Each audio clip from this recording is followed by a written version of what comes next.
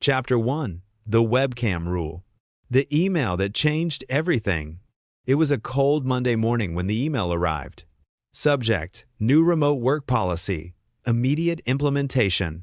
The email from HR was brief but impactful. No one expected it, but they should have. Mandatory webcam on at all times, for 8 hours a day. For the productivity and efficiency of our remote work, this is a necessary step. The company's reaction. The Slack channels erupted. The first wave of confusion hit hard. Bridget: wait, what? They want us to keep the webcam on all day? 8 hours? Do they think we're robots? Maya: I'm gonna need a full-on costume change for 8 hours of streaming my life. But then, Ethan, the master of malicious compliance, responded with his usual calm demeanor. Yes, boss, exactly. The plan.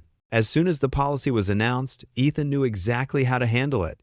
He'd been in this position before, back in his last job, where management made the mistake of micromanaging too much. The tactic was simple: obey.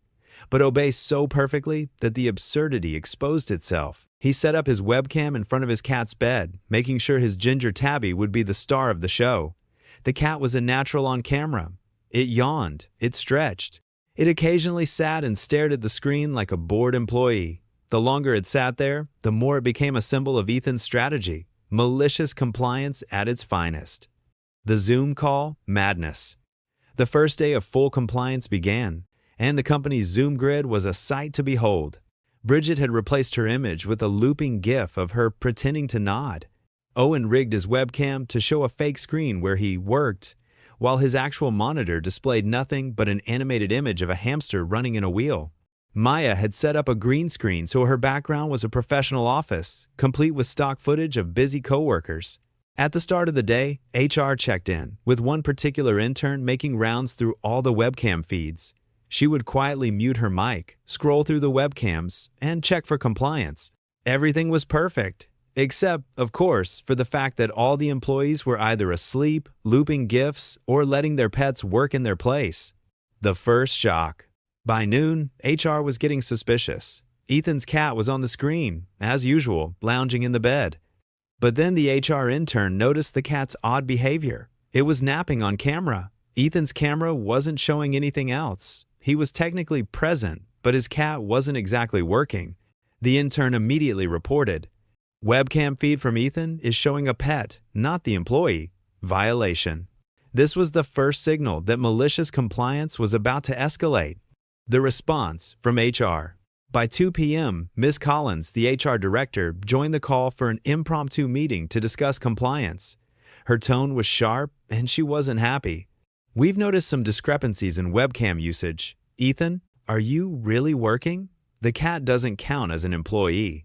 Ethan smiled and calmly replied, "I am fully compliant with the policy. Webcam on. 8 hours a day. Isn't that what you asked for?"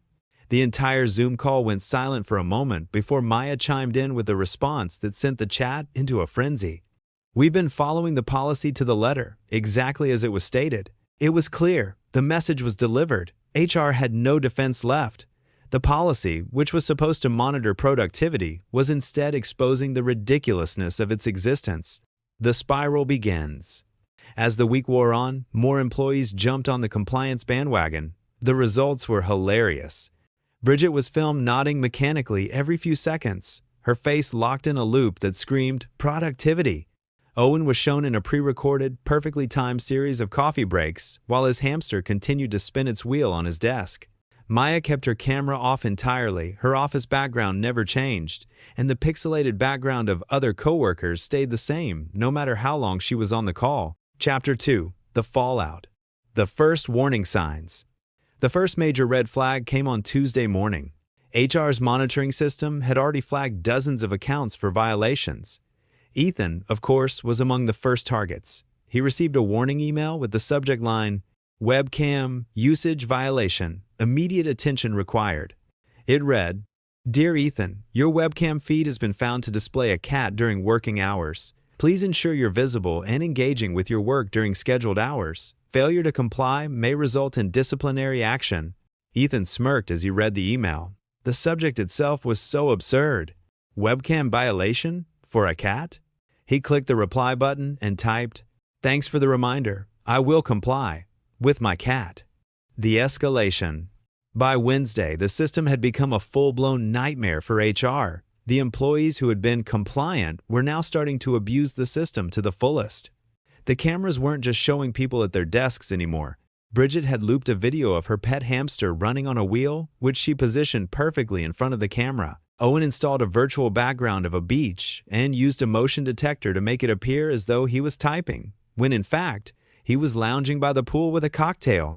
Maya had set her webcam to show a series of stock images of professional office environments, with her sitting off camera playing video games. And then came the unintended consequences. The HR intern, who had been tasked with monitoring compliance, discovered that the system was flagging loops, GIFs, and false webcam positions. But with so many violations, she couldn't even keep up with the number of forms she had to review. The client presentation scheduled for Friday, no one took it seriously. A random employee was logged into the meeting feed, doing a virtual high five with a dog, and no one could tell if they were real or just looping. By the end of the day, Miss Collins, HR director, was pacing nervously in the hallway. The HR crisis. At 4:30 p.m., the HR team convened in an emergency meeting. They had no idea how to handle the situation.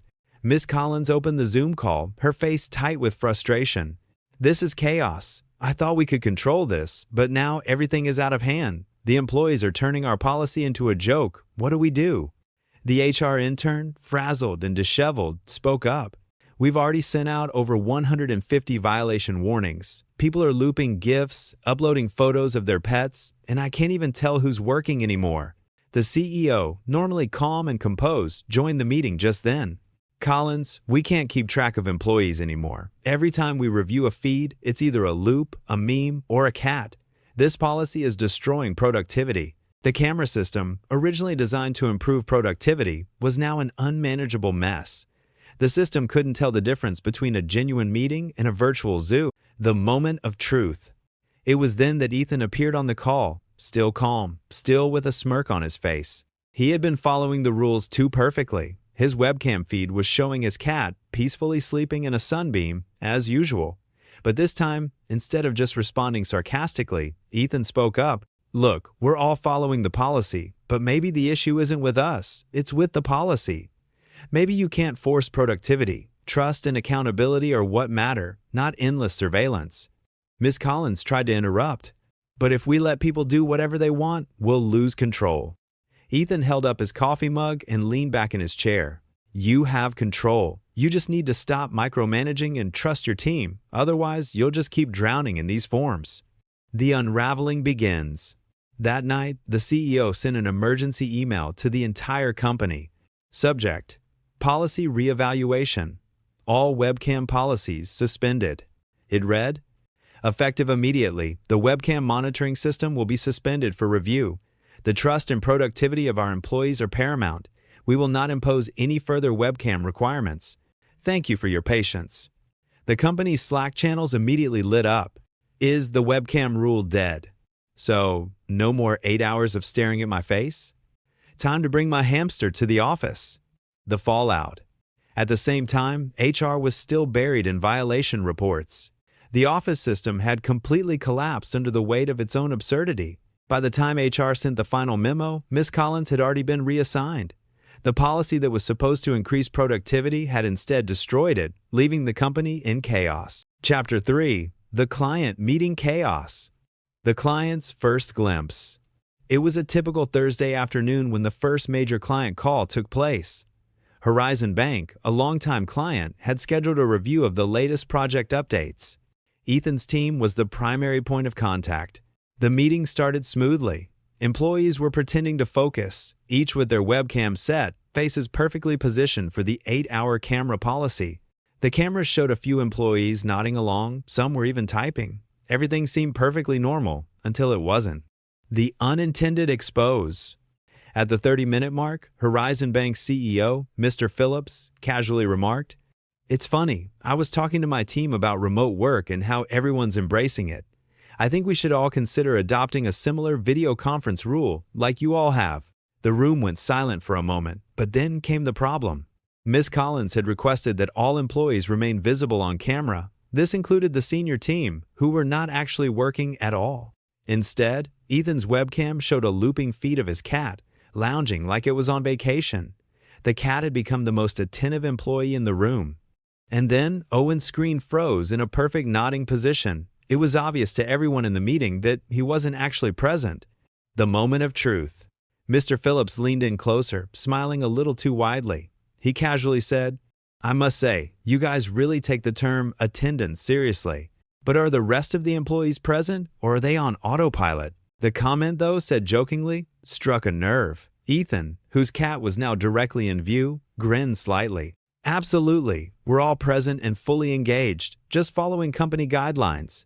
The tension in the meeting room started to rise. No one had prepared for this. Collins, visibly flustered, quickly jumped in to explain. "Everyone is fully committed to the meeting. This webcam rule is important for maintaining engagement and productivity. We're just being thorough." But her voice faltered as she realized the absurdity of what she was defending. The chat quickly lit up with messages from the client's side, questioning the legitimacy of the feeds. The client's reaction.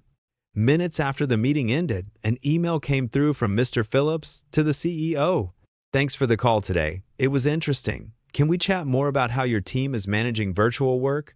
I see you're using unique strategies. Maybe we can learn a few tricks." The email, dripping with sarcasm, was forwarded to HR, and the gravity of the situation started to sink in. The fallout from the call. The ripple effect of the client's reaction spread fast. Ms. Collins immediately scheduled a meeting with the CEO. She knew the next steps weren't going to be easy. At the meeting, the CEO spoke first, his tone stern. "Collins, our clients are confused, and honestly, they think we're a joke. We can't afford to lose credibility over some webcam rule." Collins tried to defend the policy, but the CEO cut her off. "You've made the mistake of confusing control with trust. This is not just a misstep in policy, it's undermining everything we've worked for." By 3 p.m., HR was on full alert. The webcam mandate was officially suspended. The formal memo was sent out to the entire company, a decision that was both a relief and a bit of a letdown. The damage had already been done. The aftermath in the office. Within hours, Slack channels were filled with memes. The client call became the topic of every conversation. The phrase "webcam compliance fail" trended in every channel. Owen posted a meme of himself nodding, captioned, "When you nod, but your brain is on vacation." Bridget made a loop of her hamster's wheel, captioned, "Better than a corporate drone." The entire company had turned the absurdity of the policy into their daily office satire. Ethan sat back in his chair, smiling quietly. He didn't need to fight the policy. He didn't need to say a word. It had all come crashing down on its own. And in the end, Ethan's quiet compliance had once again brought down the house of cards built by management. Chapter 4. The Final Collapse. The Call for Action. The email from the CEO came that afternoon. The subject line, "Emergency Leadership Meeting, all hands on deck." There was no surprise in the tone. After the chaos of the client meeting, it was clear that the webcam policy had spiraled out of control. The email warned, "Please be ready to discuss urgent adjustments to remote work policies." By 4 p.m., the Zoom meeting room filled with key members of the leadership team. Ms. Collins, still trying to maintain some semblance of authority, had her camera set to show her alone. Everyone else was in compliance mode with looping GIFs, pets, or bizarre virtual backgrounds. The irony was palpable. The CEO spoke first, clearly frustrated. "We've lost our reputation. Clients are questioning our professionalism, and internally, we have no control over our own employees." Collins attempted to defend the policy. "This policy was meant to boost productivity, maintain focus. It's just been misused." The CFO jumped in. "Misused? It's a circus. We're wasting time chasing violations instead of getting real work done." Ethan, whose webcam feed showed his cat looking confused as it licked its paws, raised his hand. The CEO reluctantly gave him the floor. "We've been complying, and the policy itself is the issue. Maybe you're focusing on the wrong thing. Trust your team, not surveillance." There was a long pause. The CEO looked at Ethan, then at Collins. His face softened. "It's clear. We've made a huge mistake." The decision to end the policy. The meeting ended with a clear resolution. The webcam mandate was officially suspended. A formal message would go out to the entire company the next day, assuring everyone that remote work would return to trust-based management, not constant surveillance. Ethan felt a quiet sense of triumph, but he didn't celebrate. Instead, he picked up his coffee, glanced at his cat, still lounging at his desk, and smirked. The policy had self-destructed under its own weight, and all he had to do was obey. The immediate aftermath. The email went out to all employees. Subject: Remote Work Policy Update, Trust and Accountability. Effective immediately, the webcam requirement is suspended. The new focus will be on output, not input. Thank you for your patience. The entire company responded by flooding the Slack channels with memes, GIFs, and cat photos. The phrase, "webcam compliance over," trended instantly. Everyone knew they had won. Even if it wasn't by protesting, it was by letting the policy break itself. The client side laughed along, sharing the memes among themselves, remarking on the absurdity, but agreeing with the decision to let employees manage their own time. Chapter 5. The Resolution. The CEO's Final Words. On Friday morning, the CEO called an all-company meeting. The tone was different. Instead of the usual stern, corporate environment, the CEO was calm and thoughtful. "I'll be honest, we've learned a lot from this fiasco. We thought we were gaining control, but we ended up losing trust. What's more valuable is the ability to trust you, the people who actually do the work." He turned to Miss Collins, who looked uncharacteristically humble.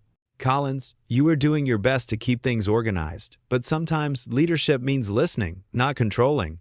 Collins nodded, her face red with embarrassment but also relief.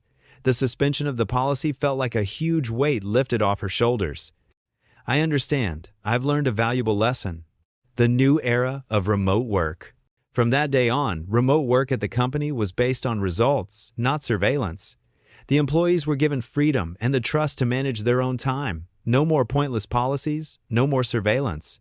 Just clear goals, open communication, and the understanding that people are capable of doing their jobs without being watched every second. Ethan remained a quiet hero. He didn't need to be in the spotlight. His work was done, and the policy that had failed under its own weight was now just a story to tell. The final reflection.